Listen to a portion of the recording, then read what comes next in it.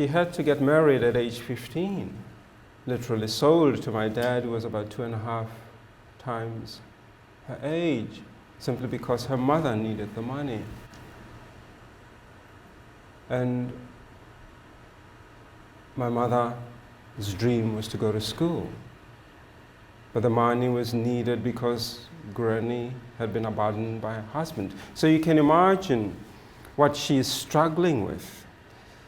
You know, what she has reason to be bitter over.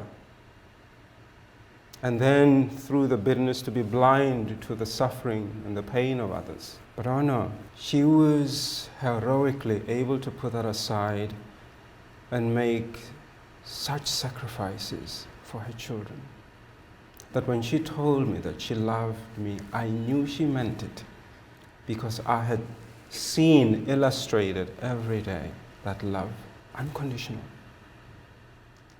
The spirit embodied in African culture called Ubuntu. You find it in other cultures too that have not strayed from their roots, from their essence and authenticity. It is the understanding of life as interdependent and human survival as collective. You find it expressed in ways like John Donne saying, "No man is an island entire of itself." Or Native Americans speaking of the Great Spirit that says that man did not weave the web of life, but he's merely a strand in it. And we Africans, through Ubuntu, say that you by yourself are not human until you begin to treat others with kindness and compassion and love and forgiveness. And so she tried to make me aware of my connectedness to this Great Spirit, this cosmic force, and to see that even in a ghetto, I could still find meaning if I flowed with this stream by becoming a loving human being. Now, it is very hard to love when you feel the way I felt. But you know what? Having stepped from the brink, I knew that if I were to trust my mother's instincts, that maybe I would find ways to overcome the fear of living. And so, as we embraced, and I felt her love, and that's another thing that she so longed for me to embrace my feelings, because those are the first to go in many places, particularly in the culture I grew up in. Because Dad said men don't cry and they don't express their feelings because that's a sign of weakness. And Mom turned around and said, no, tears are a sign of your humanity. A sign that you feel, and to feel is human. Education is a powerful weapon of hope.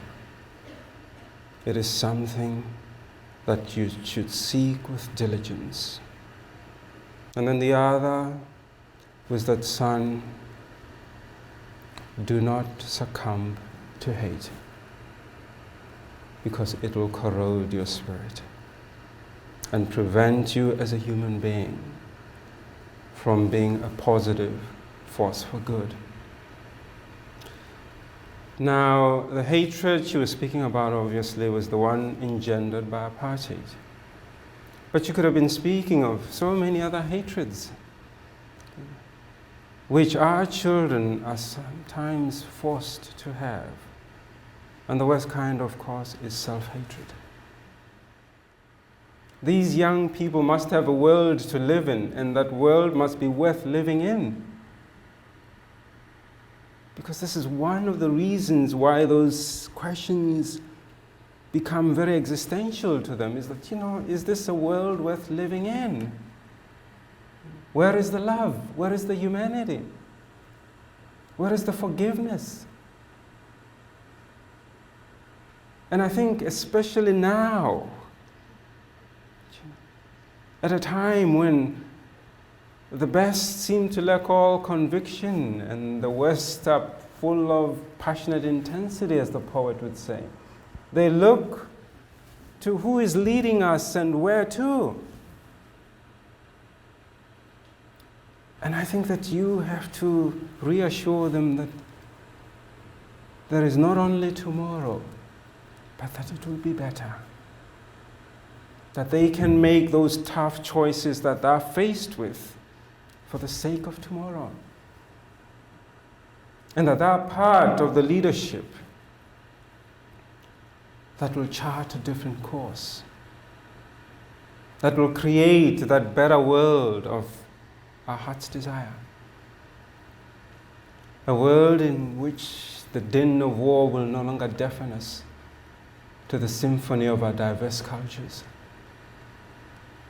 A world where the flames of hatred will no longer blind us to the loveliness of each different human face.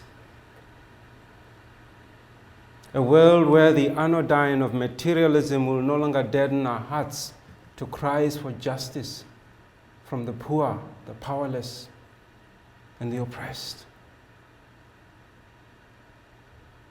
Most important, a world where the siren song of religious fanaticism will no longer seduce the souls of those seeking salvation or paradise into fatally forgetting that no one, absolutely no one, who is incapable of loving their fellow human being can rightly claim to love God. These are the questions our children's hearts are grappling with. What kind of a world am I going to inherit? Will it be a world where I can still be human?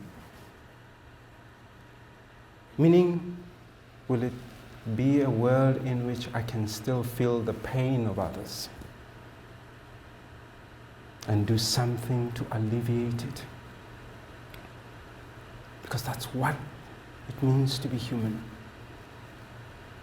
To be able to feel the pain of others. And I think that we have the capacity to provide the context within which young people can be human. And once they're cognizant, aware of their humanity, believe me, they will summon up the courage to live. Because a human being never wants to die. But a human body without a soul doesn't want to live. Because there is a limit to eating and sleeping, getting and spending. That will never give you the purpose. The purpose will come from your awareness that you are part of that Promethean spark. Call it what you will. Because without it, there is no right or wrong. Just experiencing. No God. Just men. Solitary. Selfish. Scared.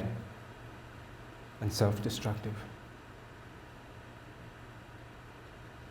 But with that spark, we are heroic. We can transcend the limitations of our mortality and do the eternal work of God.